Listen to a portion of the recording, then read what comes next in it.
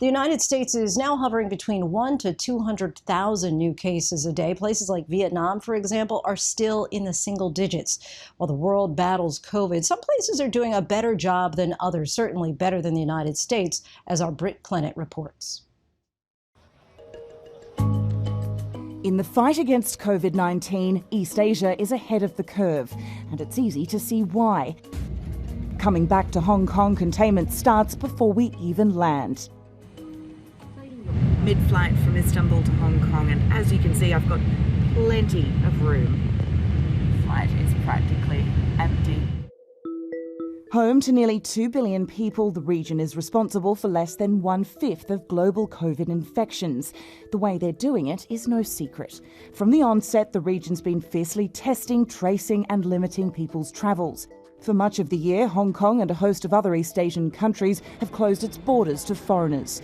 But for those who do make it onto a plane, contact tracing starts right out of the gate. I'm straight off the plane and there are several steps I have to take straight away, including downloading this Stay Safe Home app, which will be the tracking device during quarantine. Before we're allowed to leave, we get a COVID test at the airport. After that, it's straight to a hotel for the night while we await results. They've given us a TV, closet, fridge, and check out that view.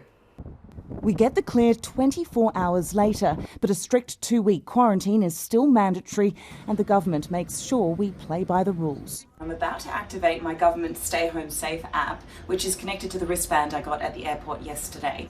China, South Korea and Singapore have made robust contact tracing a part of their everyday lives. Contact tracing infrastructure is absolutely key. In mainland China, where test and tracing is especially aggressive. Just last night in Shanghai, a sudden decision to test all airport employees within hours just because they discovered 2 local cases. By morning, they had reportedly tested over 17,000 workers. Chinese authorities have quickly suppressed multiple outbreaks since Wuhan, allowing many parts of the country to return to a semblance of normality. Even in South Korea, contact tracers have been using people's cell phone data to see if they're potentially exposed to confirmed cases, as ABC's Ju Hee-cho showed here early on in the pandemic. These aggressive systems are not nearly in place in the US by comparison, where cases are out of control.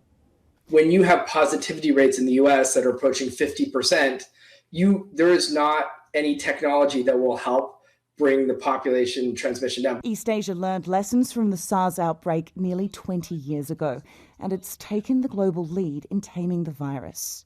Sociological imprinting of the experiences of these epidemics have made us much more sensitive, receptive, and now much more adherent to very, very serious interventions to control COVID-19. There's also a willingness by people to adhere to mask mandates. Masks are such a normal part of life here in Hong Kong that I'm in one of the busiest shopping districts, and here you can see from the street a mask production line. Now, it's leading to a store where months into the pandemic, masks are flying off the shelves. This store in Hong Kong has made masks a must-have accessory. Face coverings here aren't a one-size-fits-all. They come in different colours. It's quite fun, actually. Shapes and sizes. It's Korean style, so these are more popular now? Because it doesn't mess up your makeup underneath. On the other side of the glass, we were given access to see how these masks are made. How do I look? The options for customisation here are limitless.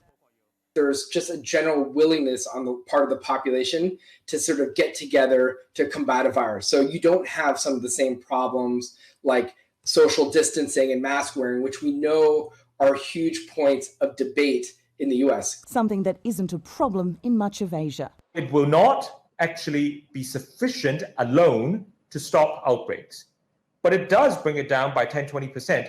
And if you then apply other measures which make up the other 80%, then you basically have it under control.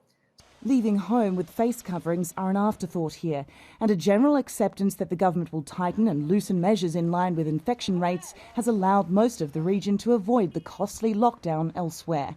We're finally learning the lessons that we had been accruing over the last 20 or so years. And while Asia has proved its success in being able to get a handle on this virus, it's still bracing for a new round of infections. In recent days, Japan and South Korea have already started to see a spike in cases. Hong Kong itself, with 73 daily cases, hitting a 3-month high, appears to be heading into its 4th wave of infections. As long as the world remains gripped by it, this region is still at risk, and they're hoping their playbook will still be effective. Britt Clennett in Hong Kong for ABC News Live.